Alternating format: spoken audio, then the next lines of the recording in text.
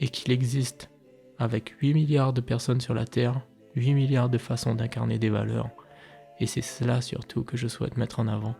Vous montrer que vous faites des choix. Vous avez vos valeurs. Et vous avez votre capacité à vous de justement incarner ces valeurs.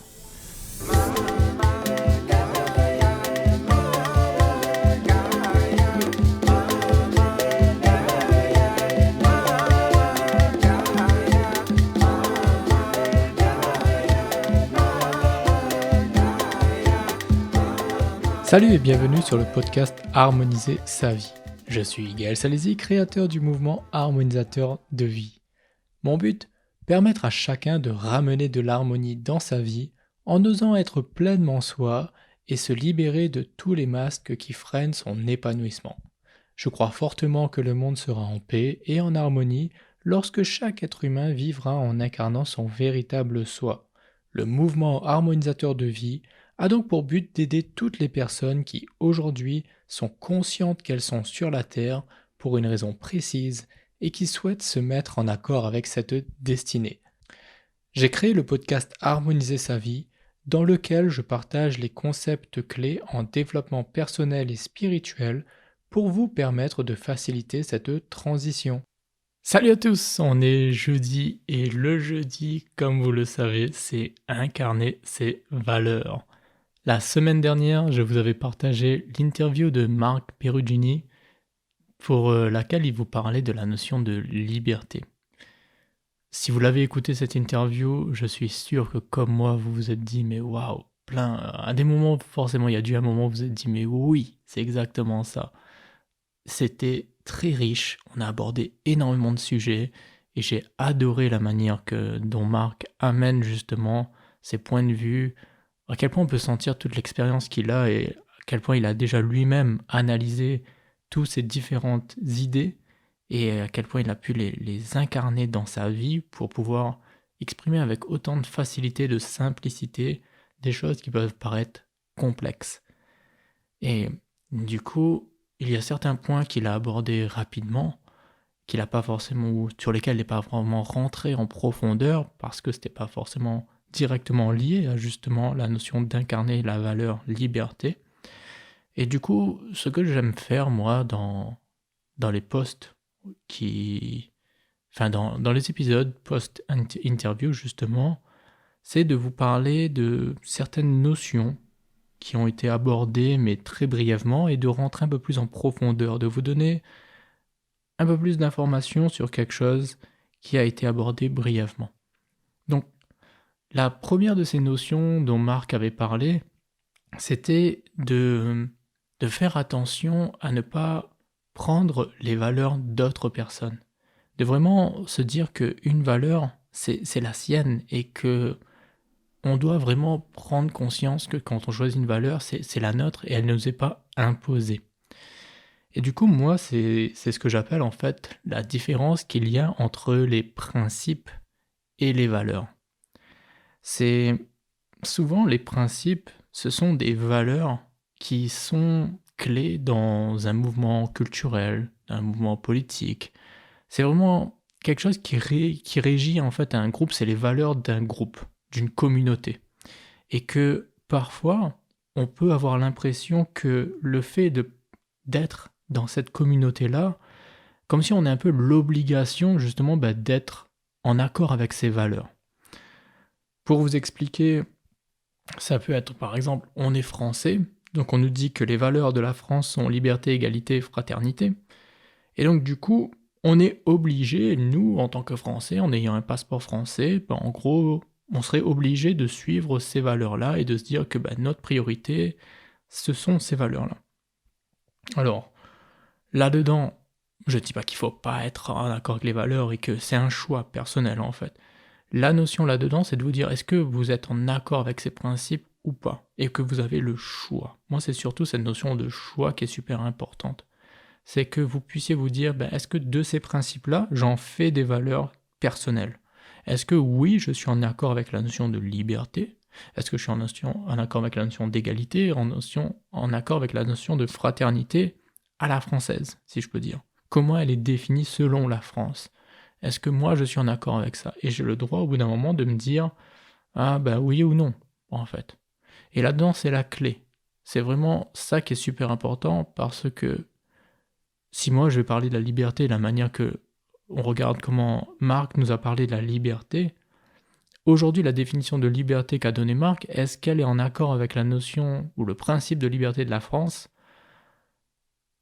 Peut-être qu'à l'origine, il y a, quand je vous dis ça, vraiment, enfin souvent je donne cet exemple, quoi, liberté, égalité, fraternité, mais waouh, la France aujourd'hui, comment elle est-ce qu'elle incarne encore ses valeurs aussi? Ça pourrait être un très beau sujet en plus d'ailleurs de notre justement de ce podcast, de se rendre compte que c'est sur le papier, en fait, en théorie, la France devrait prôner cela, mais est-ce que la France aujourd'hui, la France en 2021, est-ce qu'elle incarne la liberté? Est-ce qu'elle incarne l'égalité? Est-ce qu'elle incarne la fraternité? Ça peut être sujet à débat et c'est les notions. Donc, du coup, là, je pars un petit peu à l'écart, mais c'est là où, vous voyez, si vous ne comprenez pas cette notion d'incarner les valeurs, justement, ben pour moi, c'est cela. En fait, c'est un peu le cas de la France. On va dire que voilà, on prône que la France, c'est liberté, égalité, fraternité, alors que dans les faits, eh bien, non. Pour moi, après, c'est personnel, mais clairement, aujourd'hui, je me dis pas non, que j'ai pas l'impression que la France prône ces valeurs-là, alors que quand elle a été construite, quand justement la République a prôné cela, peut-être qu'à ce moment-là, oui, c'était vraiment la valeur qui est portée. Mais aujourd'hui, nos leaders, malheureusement, n'insufflent plus cette valeur parce que peut-être qu'ils ne sont pas en accord avec elle aussi. Et donc, pour en revenir à ce que disait Marc, donc il est super important de soi-même être conscient que les valeurs que l'on a et que l'on porte sont des choix personnels. Ça ne veut pas dire que vous ne devez vous détacher des principes. Il y a des principes qui vous sont inculqués, que vous dites ouais, mais clairement ce principe-là, je suis totalement en accord avec lui, et justement, je prends ce principe-là comme ma valeur personnelle. Très bien. Beaucoup de personnes, par exemple, qui sont religieuses, ont des principes, justement, la religion leur a inculqué des principes, et ils les ont appliqués dans leur vie, et ils sont super heureux en appliquant ces principes, et donc du coup, c'est devenu pour eux des valeurs clés. Par exemple, je sais que la religion catholique prône beaucoup aussi la valeur amour, la valeur pardon, la valeur fraternité aussi. Et que certaines personnes vont vraiment l'incarner dans leur quotidien selon les principes justement de la Bible, et que ça leur fait un bien fou. Elles sont super heureuses en ayant justement cela. Eh bien, un principe peut devenir une valeur, mais il est à vous de faire justement le choix et d'en être conscient. De ne pas vous laisser justement porter, parce que c'est là où on peut parler d'endoctrinement, en quelque sorte, où on prend le cas avec, voilà, on va dire l'Allemagne nazie, où justement l'Allemagne nazie portait certains principes, et que certaines personnes se laissaient justement endoctriner par les principes nazis, et ils n'ont pas forcément compris qu'on les forçait à acquérir certaines valeurs. Donc il y a vraiment cette notion où on doit garder son libre arbitre, de se dire j'ai le choix et j'ai le droit, moi, de choisir les valeurs que je prône dans ma vie et de vivre en accord avec elles. Et ce n'est pas imposé par des tierces. Le deuxième point que je souhaitais partager avec vous, c'est lorsque Marc a parlé de la notion de se laisser justement guider sur le rythme de la vie, et moi je l'avais appelé en fait la notion de flow. Et j'aimerais aborder un peu plus ce sujet de flow parce que j'en avais parlé dans une de mes conférences où je parlais justement d'écouter son cœur et de vivre en accord avec ce que notre cœur nous guide. Et j'avais vraiment beaucoup aimé que lorsque l'on trouve justement cette partie de nous, ce moment où on est tellement en phase avec son cœur que on a l'impression que tout autour de nous va dans le même sens et on a cette sensation d'être porté justement par quelque chose de plus grand que soi et de sentir comme si le rythme sur lequel on est et on avance est en phase avec le rythme du monde et que tout est ok en fait. Et la notion de flow est vraiment une sensation. C'est vraiment comme si vous avez l'impression, à des moments, vous êtes tellement dans quelque chose que vous oubliez ce qui se passe autour.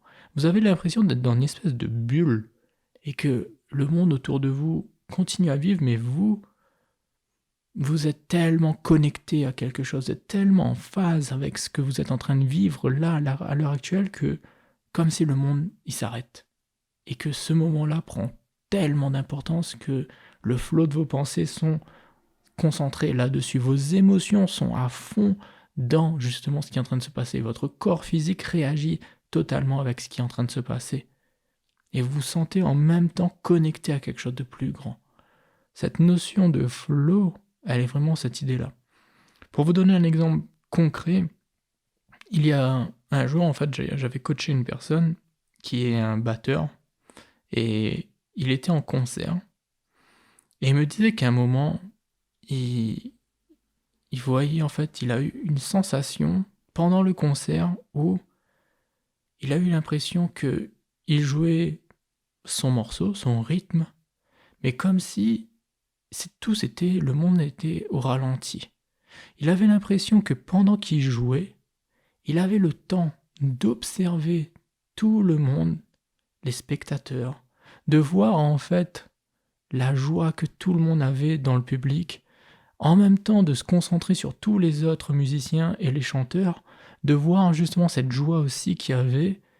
Et il me dit que cette sensation-là, pour lui, avait été super bizarre en fait, parce qu'il avait l'impression qu'il était à contre-temps, qu'en gros, au bout d'un moment, il jouait pas en fait comme il le fallait, parce qu'il avait l'impression que il allait tellement doucement, mais rapidement il s'est dit non, il joue très bien ce morceau, mais c'est vraiment cette sensation que le monde était au ralenti. Et la manière qu'il m'avait expliqué cela, il avait des étoiles dans les yeux quand il me parlait de ce moment-là, mais on le voyait, il était tellement heureux, c'était vraiment une expérience pour lui, un souvenir merveilleux, et il me disait que ça a été l'un des plus beaux concerts qu'il a fait de sa vie, parce que justement, cette sensation-là, et c'était vraiment ce ralenti de capter énormément d'informations et de pouvoir faire ce qu'il avait à faire tout en étant en phase. Et vous voyez, il me dit, là, il n'y avait rien d'autre, c'était vraiment cette sensation de bulle, comme je vous l'expliquais juste avant, de sentir que tout est là. Vous êtes à fond, et c'est vraiment cette notion d'instant présent, en fait, de vivre à fond l'instant présent, et d'arriver à cela. Et que la simple fait, moi, ce que je veux en parler, pourquoi je parle de cela? Comment on y arrive? C'est quand on est très en phase avec soi-même. On est vraiment, comme je dis, aligné entre son corps, ses émotions, ses pensées et son monde spirituel. Tout ça est en phase. Et qu'à un moment, on touche l'équilibre parfait, si je peux dire, qui fait que, paf, on ressent cela à ce point-là. La simple chose, pourquoi je le partage? Parce que tout simplement, j'aimerais dire que c'est possible, en fait, déjà. Juste de créer pour chez vous, que vous ayez conscience que beaucoup de personnes sur la Terre ont déjà vécu cela, et c'est pas forcément des moments transcendantaux de méditation ou des choses comme ça. C'est que dans la vie de tous les jours. C'est-à-dire que c'est des actions que les gens font, qui sont peut-être quotidiennes, et que on peut toucher cette espèce d'extase-là, en faisant justement, en étant soi-même. On n'a pas besoin de devenir un grand méditant, on n'a pas besoin de devenir un sportif professionnel qui fait de grandes choses pour arriver à cela, ou d'être un grand artiste aussi pour y arriver. Vous voyez, non. Tout le monde a accès à cette notion de flow. Et j'aimerais juste, moi, vous partager que c'est possible. Pour ma part, ça m'est peut-être arrivé une fois. Pour ma part, c'est pendant des méditations, malheureusement, ça contredit un petit peu ce que je suis en train de dire, mais pour moi, ça fonctionne comme ça. C'est que moi, je suis un méditant. Je suis une personne qui est très spirituelle. Donc forcément, ça va être à travers mes pratiques spirituelles que j'arrive à toucher cet état de flow. Mais comme je vous dis, il y a des personnes là, comme cet artiste dont il me parlait, il l'avait touché. J'ai un autre ami aussi, musicien, qui lui m'avait dit un jour, tu sais, j'avais passé une journée entière à jouer de la musique, et il me fait, mais c'est à la fin, quand ils ont arrêté, il s'est dit, j'ai faim en fait. Mais il me disait, tout le long de la journée, à aucun moment, la sensation de faim n'était venue. Il était tellement à fond, il passait tellement un bon moment avec ses amis à jouer, que Il s'était même pas rendu compte qu'il n'avait pas mangé de la journée. Et que c'est que lorsqu'ils ont terminé que là, la sensation de faim est revenue, qu'il a se dit « Ah ouais, franchement, là, j'ai super faim ». Et voyez, la notion de flow, elle a vraiment cela qu'elle amène. Cette espèce de sensation de bien-être tellement importante et tellement dans le moment qu'on en oublie tout le reste. Et ça, c'est tellement apaisant, ça fait tellement de bien. Et donc, à nouveau, comme je vous le dis, moi je vous le partage parce que je trouve qu'il est super important d'être conscient que ça existe et que nous pouvons tous tendre vers cela si déjà on se débloque dans la tête en se disant oui, c'est ce que je veux. Oui, je voudrais que ce moment-là m'arrive et je suis ouvert à ce que cet état-là s'ouvre à moi. Le simple fait de le dire, je me mets maintenant et je m'autorise à ce que je sois dans un état de flow. Vous enclenchez déjà un premier mécanisme si vous le faites et vous ouvrez des portes pour que justement vous retrouvez cet état-là. Donc c'est un peu pour cela que je souhaite le partager aujourd'hui avec vous. Le troisième point que je souhaite partager, c'est la notion de réaction face à la peur. Marc nous a beaucoup parlé justement de quelles sont les différentes manières d'aborder la peur et comment on réagit face à elle. Et il a aussi beaucoup parlé de la notion d'histoire qu'on se raconte à soi-même. Et on aurait pu parler, c'est vrai que dans l'interview, Marc a beaucoup abordé quand même ce point-là, mais j'aimerais être en plus profondeur, aller un peu plus en profondeur sur ce sujet, parce que c'est une clé extrêmement importante d'être conscient justement des histoires qu'on se raconte à soi-même. Dans un des épisodes justement où moi j'abordais aussi la notion de peur, je vous parlais que l'être humain, je l'ai appelé une machine à raconter des histoires. De vraiment prendre conscience que notre imagination est une véritable force, mais qu'il est surtout important d'utiliser cette force pour notre bien et non pas pour nous détruire. Et bien souvent, lorsque l'on a des histoires, on se fait soi-même des histoires en se disant que parce que il s'est passé ci dans ma vie, donc forcément je n'ai pas de chance. Je vais vous donner l'exemple d'une personne que j'avais eue en coaching qui me disait que pour elle, être un homme, en fait, c'était très compliqué. Elle savait pas comment être un homme et que elle se voyait pas en fait pouvoir être une bonne personne, vraiment un homme qui correspond vraiment à des bonnes valeurs, qui va justement apporter de manière sereine cette énergie masculine sur la terre, parce que il n'avait pas eu de père. Et très tôt, en fait, ses parents s'étaient séparés, donc il avait été élevé seul par sa mère. Et il me disait que vraiment, il sait pas. Et il y avait une forme de culpabilité en fait en lui, et il s'était raconté un peu une histoire par rapport à cela. Parce il était parti du constat que s'il n'a pas eu de père, en gros il n'a pas eu de modèle, donc il peut pas faire. Parce qu'il n'y a pas de modèle, donc alors ça veut dire qu'il ne sera pas lui aussi capable d'être un bon père ou d'être un homme. Et ça c'est une histoire qu'il se raconte. C'est lui qui a pris la décision de se dire parce que les choses sont comme ça, alors elles seront forcément ainsi. Quelle est la base là-dessus? Comment est-ce qu'il le sait? Qu'est-ce qui fonde ça? Est-ce que c'est un fait? C'est pas des faits, ça c'est vraiment une interprétation de faits. Parce que le fait, c'est factuellement parlant, c'est il n'a pas été élevé par son père. Point. Ça c'est factuel, ça c'est vrai, ça c'est clair et net. Mais derrière, quelle est la conséquence de cela? Est-ce que cela va apporter quelque chose? Ça, c'est lui qui le décide. C'est lui qui va justement se dire, est-ce que je prends ça comme un frein, une faiblesse dans ma vie, ou est-ce que je me dis justement, parce que je n'ai pas eu de père dans ma vie, alors à ce moment-là, je vais devenir un véritable père et je vais faire en sorte que, justement, derrière moi, j'incarne réellement la notion de paternité avec les valeurs que je veux. Tout est possible. Est-ce que les histoires qu'on se raconte vont justement nous permettre de nous élever, d'évoluer, de grandir, de trouver notre épanouissement? Ou au contraire, est-ce que les histoires qu'on se raconte à soi-même vont nous freiner et nous empêcher de grandir et d'évoluer? Tout cela n'est qu'une question de choix. C'est nous qui décidons. Qu'est-ce que je veux faire? J'ai des faits, factuellement parlant. On me dit, je sais pas, il nous arrive un certain problème dans la vie. Point. Qu'est-ce que moi je décide de dire? Quelle est l'histoire que je vais à partir de ce point-là, de ce fait-là? Qu'est-ce que je vais en faire? Est-ce que je vais utiliser cela, comme le disait Marc, pour être une balise, pour justement m'élever vers quelque chose de plus, ou au contraire, je vais voir ça comme un trou dans lequel je vais m'enfoncer? Là est notre choix. Chaque chose, chaque fait, chaque moment de vie est la possibilité pour que nous, justement, nous mettions une histoire qui est positive pour nous, que nous recréons justement l'histoire. Derrière, on peut faire cela. Mais tout dépend de qu'est-ce que nous, on donne comme interprétation, quelle est l'histoire que l'on veut mettre. Et après, quand on a mis l'histoire, il suffit de la créer derrière. Il suffit alors de faire des actions en accord avec cette histoire et l'histoire devient réalité. Mais avant de commencer à créer quelque chose, il faut déjà que l'idée soit dans notre tête, il faut déjà qu'on a mis l'histoire.